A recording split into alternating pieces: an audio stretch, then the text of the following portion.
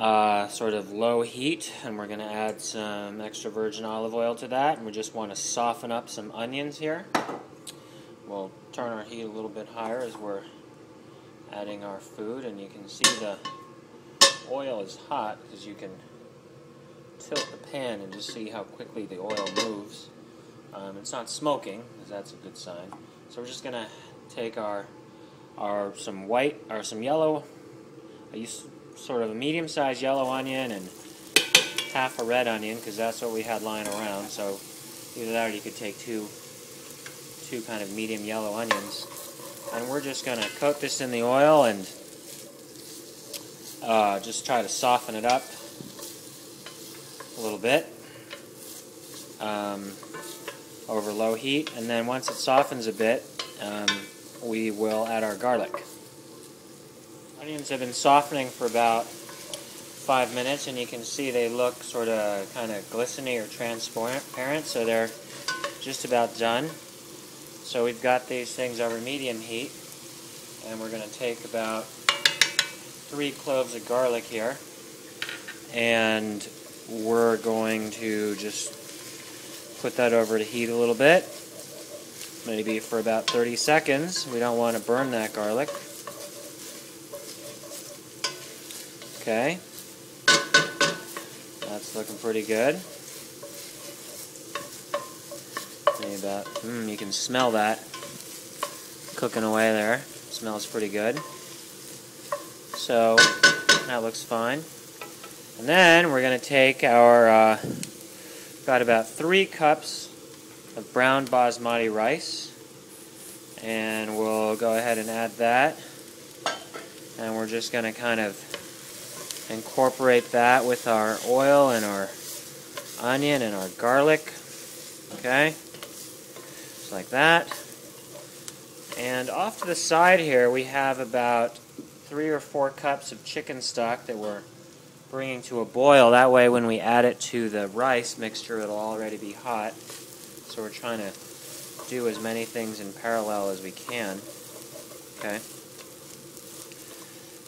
So then we've got our rice cooking here, and then we have some room temperature, a can of tomatoes here. This is about 14.5 ounces of tomatoes. Okay, and we'll go ahead and stir that in like that. Forgot to add a little bit of white wine.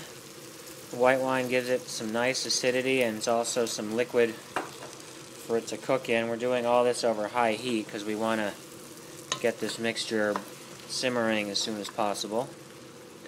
Okay, and then found some more tomatoes in the fridge here, so this is about, I don't know, about 8 ounces more of tomatoes. So we'll use those up and just give the whole thing more liquid, more acidity, more tomato-y quality. So that looks good.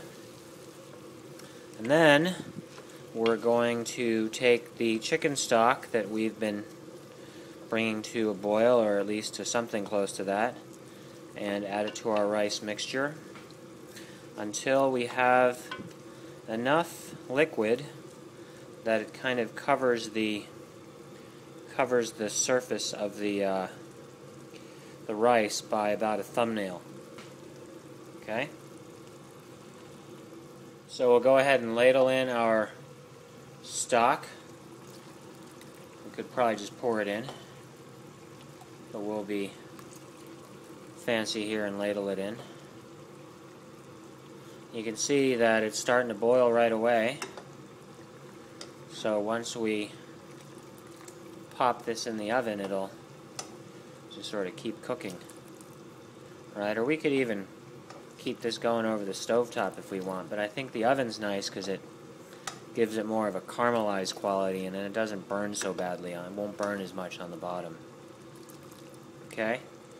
So that looks like a good amount of stock, actually.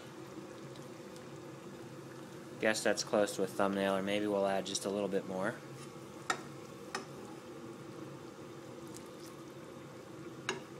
Okay, so that's about 3 cups of stock right there.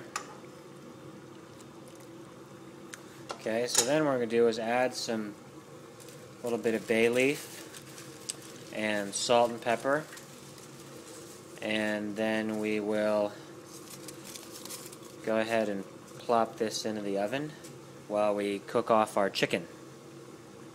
Almost forgot to add a bit of paprika here. Let's say we're adding about a teaspoon or 2.